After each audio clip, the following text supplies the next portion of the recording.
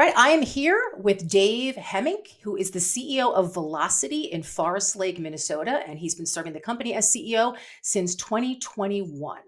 With more than 60 years of experience, Velocity is an industry leader in custom contract manufacturing, injection molding, precision machining, and mold building for complex and highly regulated applications.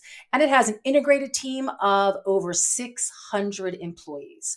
And we are going to talk about leadership and what a manufacturer's commitment to ESG looks like, along with some best practices. So, welcome, Dave. Thank you. Great to see you. So, let me start off by defining ESG. All right, so ESG stands for environmental, social, and governance. Environmental focuses on a company's impact on the planet, including its carbon footprint, energy usage, waste management, and efforts towards sustainability and conservation. On the social side, it examines how a company manages relationships with employees, with customers, with communities, and other stakeholders. It covers areas like labor practices, diversity, human rights, and community engagement. And then we have governance, which involves the company's internal systems and controls, practices and procedures, including transparency, ethical conduct, anti-corruption measures, board diversity, and shareholder rights. So simply put, it's a focus on how a company affects nature, like pollution and energy use, right? How a company treats its people, its workers and communities, and how a company is run, like fairness and honesty in decisions. Does that sound about right, Dave? I think you nailed it. Okay, all right. So now I want to mention something that you said to me during our initial interview that I think nicely sums up your take on ESG. So you said, I've come to realize that you can drive strong business results and growth while still making smart, meaningful decisions that support ESG, environmental, social, and governance goals. So basically, smart ESG choices don't compromise business growth, which is what I wrote back there on my whiteboard. So I couldn't that agree more. mindset, okay, so that mindset really stood out to me because it shows that ESG is not just it isn't a trade-off. It can actually fuel innovation and fuel growth.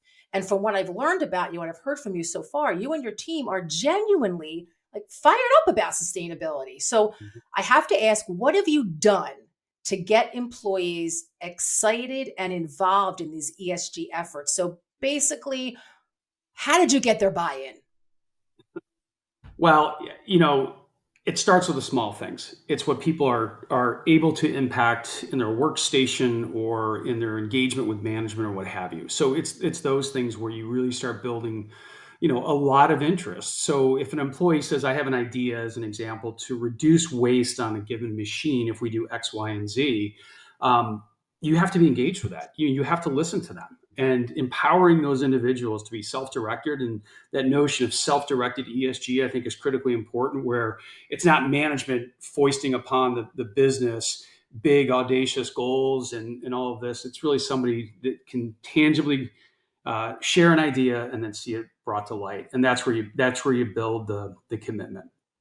So, all right. So that your team's energy around this, it's not just internal too. This also spills over into how you work with your customers. So you're not just like ticking boxes when it comes to their goals. You're really trying to align with them. So what does that look like in everyday operations? And how do you stay ahead of what the customer wants? On any given week, we probably have 20 customer visits that are on site working with different programs and different projects or doing Wow. tours.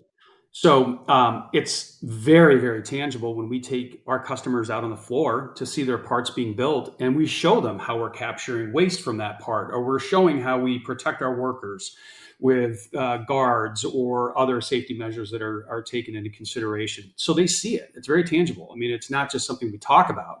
It's not on a PowerPoint presentation. They live it, and they live it on the floor. So that gets our customers super engaged when they see it live.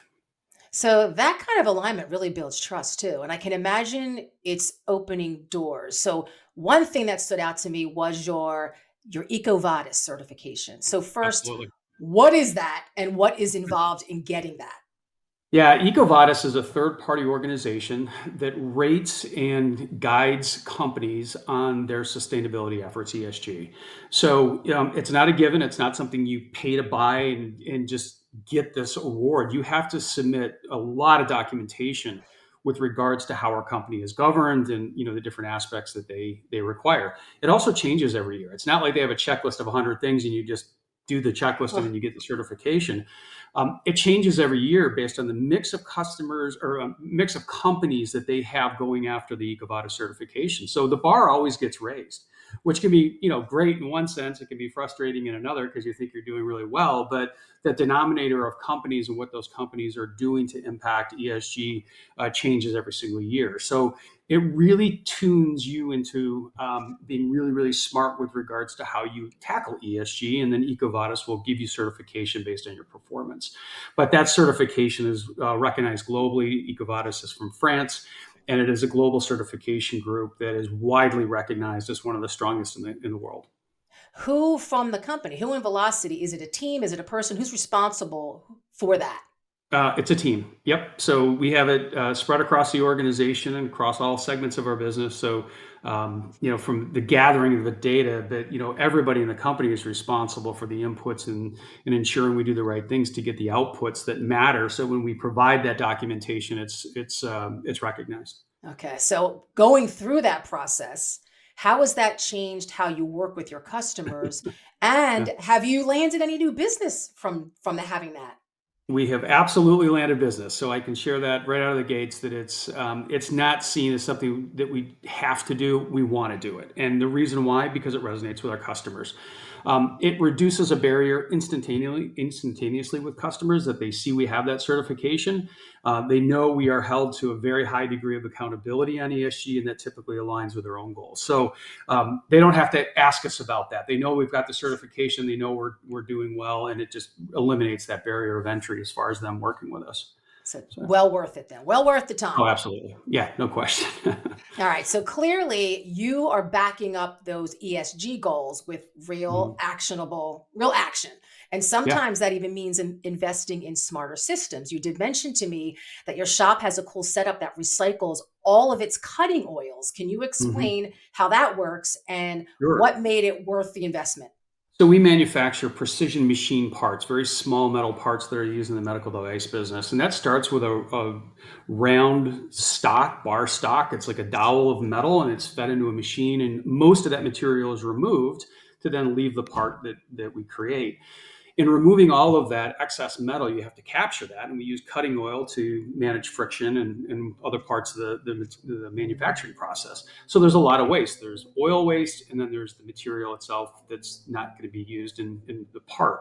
We capture 100% of that. We Hmm. separate the metal shavings and the oil, recapture 100% of that oil on site.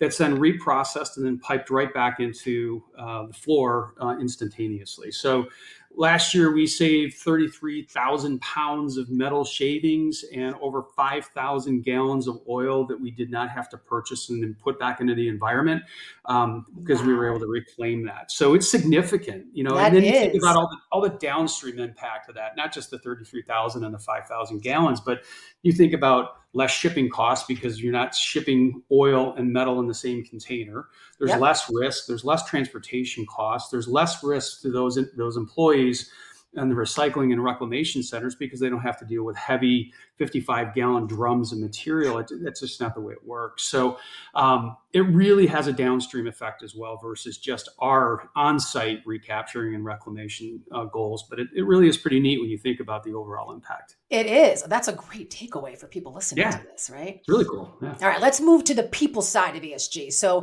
the totally. diversity and promotion numbers that you share with me are pretty Sure. impressive. So, what's behind that success and any systems or leadership approaches that really made a difference in that area?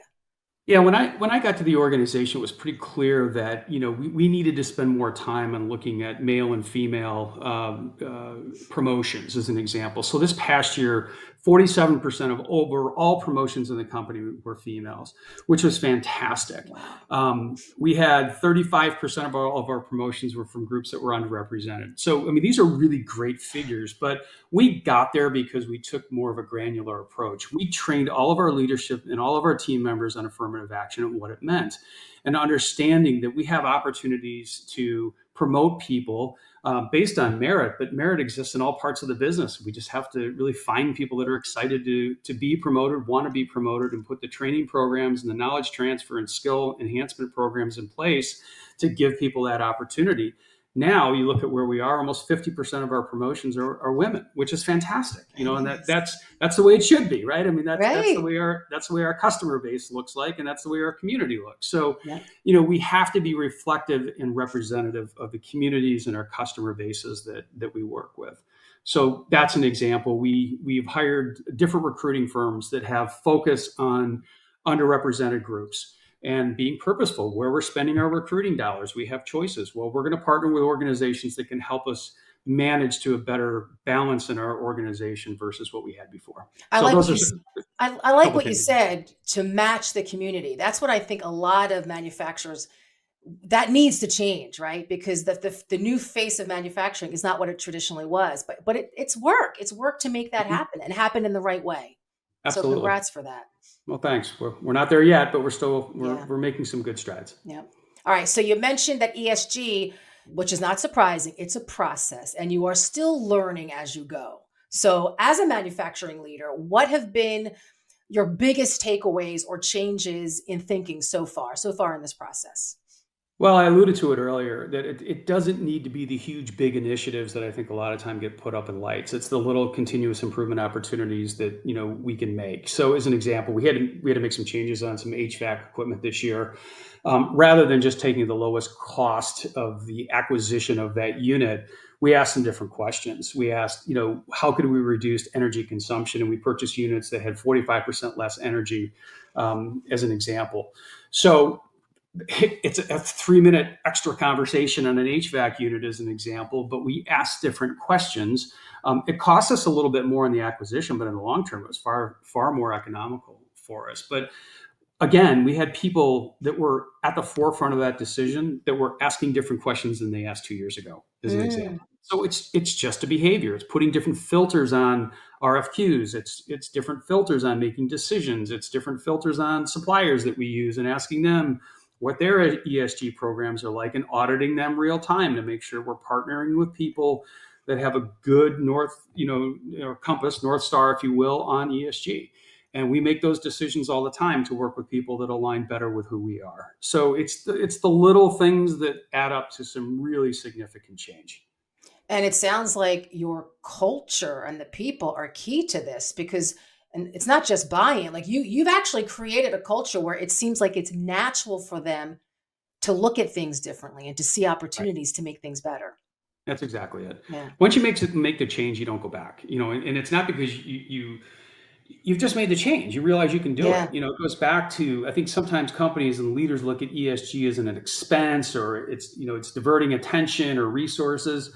Yes, for a period of time, but once you get that into the base thinking, then it's part of the normal decision making process. Yeah. But you've got to make that first step. You've got to be willing to say, look, this is important, and we're going to get greater value for our customers, our employees, and the markets that we compete in by doing that. So, you know, I think it's pretty short-sighted to get hung up on the cost or the initial impact of it, Yeah. because once you make the change, you don't really think about it anymore. No, exactly. It's not too different from all the technology and processes manufacturers have to invest in. It's that same barrier, right? Like you have to look down the road and think long term when you're buying that new machine or getting into Sure. automation, right? It's that same philosophy. I have to do something. So it's encouraging to hear like how much progress can come just from simply being open to learning and evolving. So I have to ask, since you kind of said taking that first step, so, for leaders out there who want to take that first step toward developing an actual ESG strategy, what would you say is the best place to start? And do you have any resources that you can recommend to help them get going? Well, we worked with a Sustainability Accounting Standards Board, SASB, and that gave us 27 different metrics that they had that were scientific based that they could Okay. capture. So obviously, you're not going to take all 27 on. It's just there's too much there, but you can find areas that are easy, lower hurdles, and you build trust and consensus, and you start the flywheel going. And in doing so, again, you start that process of creating interest and intrigue in an inquisitive team, because once you do the first three or four things, then they want to do the next three or four things, and on it goes. So I think you have to be purposeful, and I think you have to be cautious that you don't dive into the deep end of the pool without having an understanding that it's not in totality what you're doing. It's that you're doing things that resonate, and you build trust and confidence in the organization. Start slow. It's like anything else, but you metric it and you show people the impact, and employees really do care. I mean, they really care about that. And when you say you've reduced cutting oils by 5,000 gallons, that's a huge number. It It is really is. huge. We made a decision to switch our water company, and we saved 800,000 gallons of water by making some changes with regards to how we're consuming, how it was being delivered, and making changes on the manufacturing floor to have better efficiencies with those machines that consume water, as far as how we're making products and when we're shutting down and when we're starting up. Because when you shut down and start up, you have heavier consumption. Right. Well, if we can change our manufacturing practice and change our manufacturing and production planning, just a subtle, simple change can save a lot of Oh my water. So gosh. those are the kinds of things that are super impactful and super meaningful that don't require massive changes to the organization. Yeah. So Yeah. it's a They're half a good degree points. here and there that makes a difference. I have to ask, do you think having this as part of like the company philosophy, has that helped you hire people? Are people attracted to that because of your ESG strategy? Absolutely. Yeah. Yep. No question. I've had people say to me, because of our reporting on ESG and because of some of the things that we've been doing, they were attracted to the company because it's not just about a paycheck. It's not just about Yeah. making a part. It's how you do it and the impact that you have and the why behind that. And those are meaningful things. And I think the other part of that equation is not just that you're attracting people, you're retaining people because they see what we're doing and they see that our culture is shifting and our company is changing, and that's really meaningful to them. So they're not going to be potentially enticed to leave because they see the value of what we're doing. Yeah. Well, they're actually part of the solution every day, and you Yeah, want them to exactly. be. So it's clear that ESG, it's not just a checkbox for you. It's a mindset, and it's integral to how you're leading and how your team operates and how you're serving your customers. So Dave, thanks for sharing your journey with us Sure. and being so open about it. I think from the big picture strategy to the on the ground actions that are really making a difference. I know our listeners are going to walk away inspired with some tangible ideas to bring back to their own teams to get started. So thanks again for being here. It's been a real pleasure. Yeah, you're very welcome. Thank you.